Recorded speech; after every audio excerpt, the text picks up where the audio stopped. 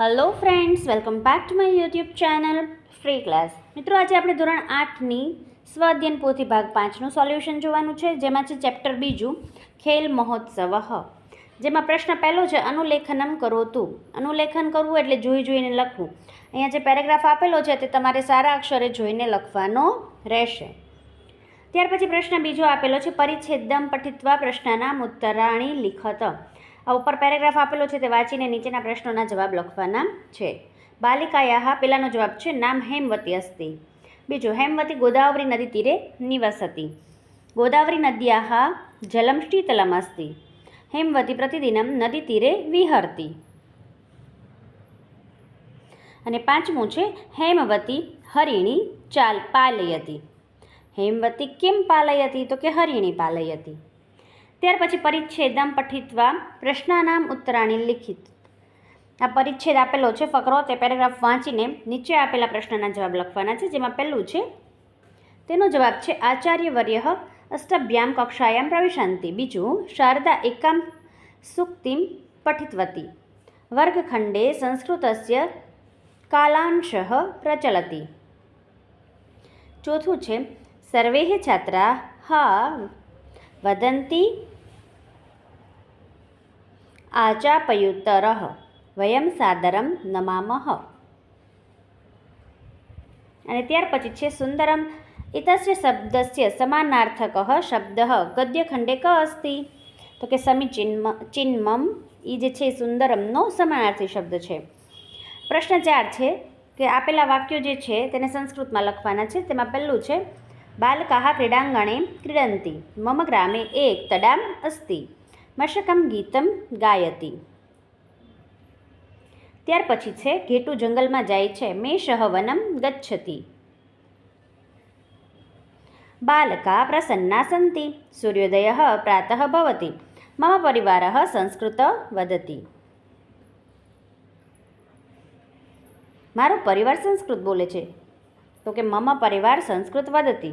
આપણે જે છે એ અહીંયા ઉપર લખાઈ ગયેલું છે. આનું વાક્ય બી છે એ ઉપર લખેલું છે. બરાબર. આ જે છે એનું વાક્ય ઉપર આવે છે. કૂતરો મોટેથી ભસે છે. શ્વાન ઉચ્ચે ભાષતિ. અહમ અષ્ટમ કક્ષાયામ અધ્યયનમ કરોમિ.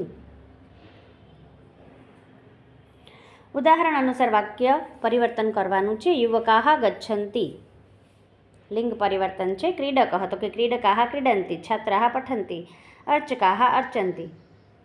મયુર તો કે મયુરાઃ નૃત્યન્તિ. એક વચન અને બહુવચન કરવાનું રહેશે. અહીંયા પણ ઉદાહરણ અનુસાર વાક્ય પરિવર્તન કરવાનું છે. સુરેશઃ વદિષ્યતિ.